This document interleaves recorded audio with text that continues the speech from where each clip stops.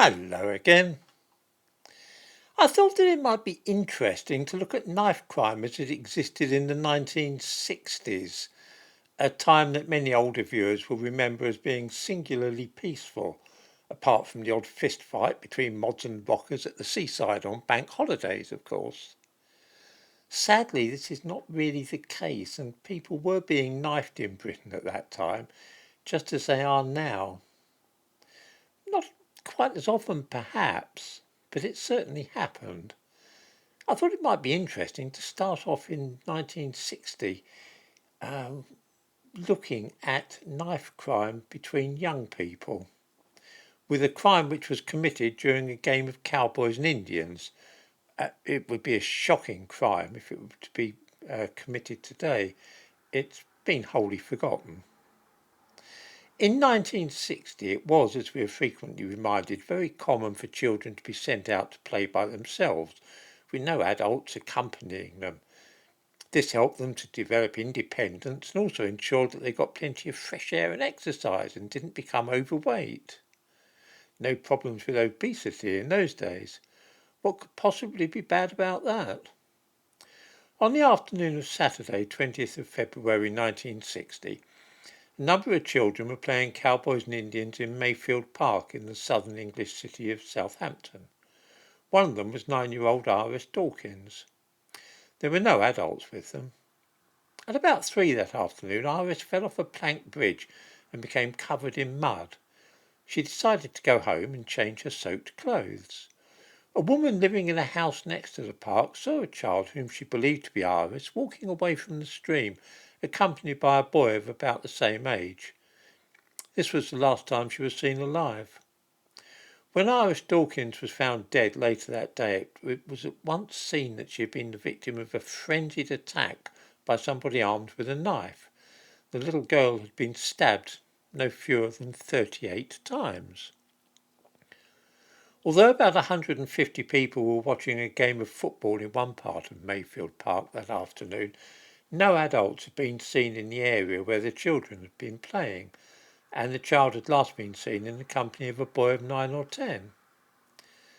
The police therefore focused their attentions on other children who had been in the park that afternoon. They found a 10-year-old boy who not only admitted having been with Iris on the afternoon that she died, but also made a statement in which he said that, "I think Iris fell over. I might have been playing with a knife at the time. I fell on top of her. I think the knife went into her shoulder. I had a knife in my hand. The blade was open a little way. I may have stuck it in her more than once. I cannot remember now. She was lying down, her eyes were open and she was breathing normally. I thought she was playing. I said cheerio and went away."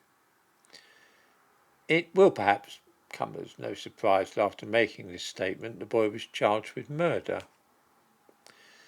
This then was a case very like that of James Bolger that most viewers will remember, and yet it's become quite lost to memory.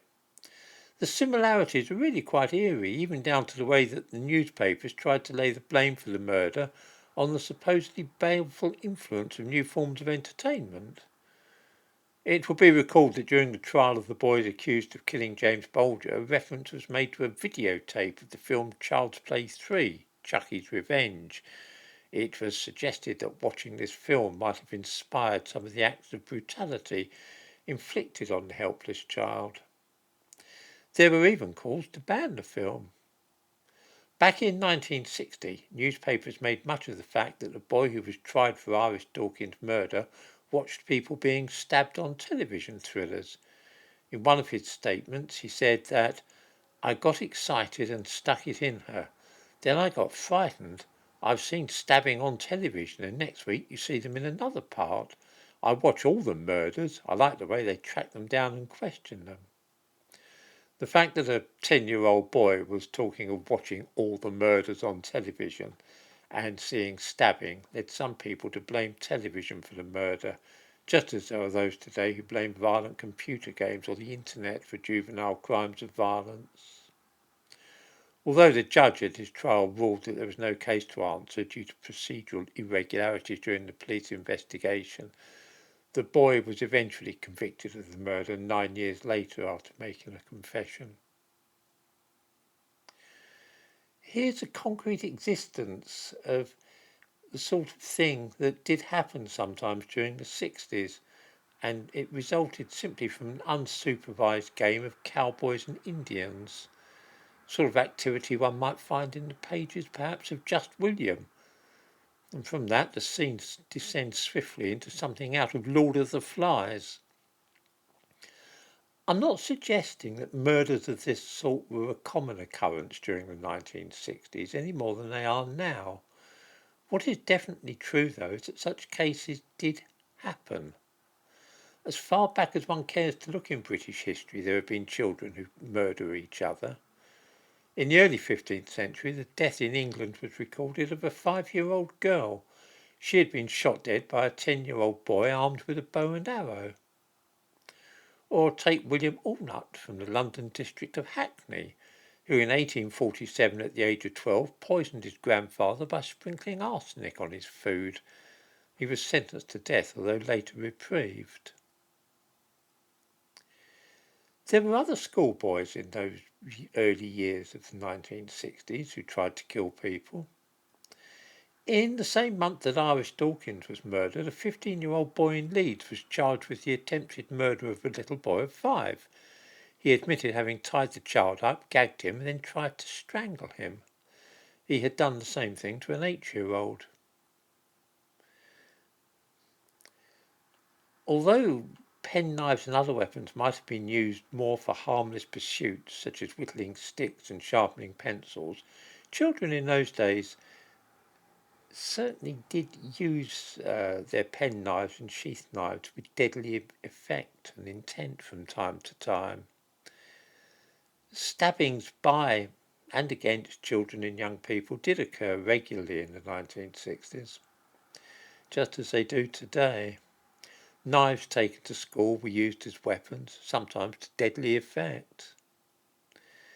Maybe if we looked at a few cases, this might make it a little clearer.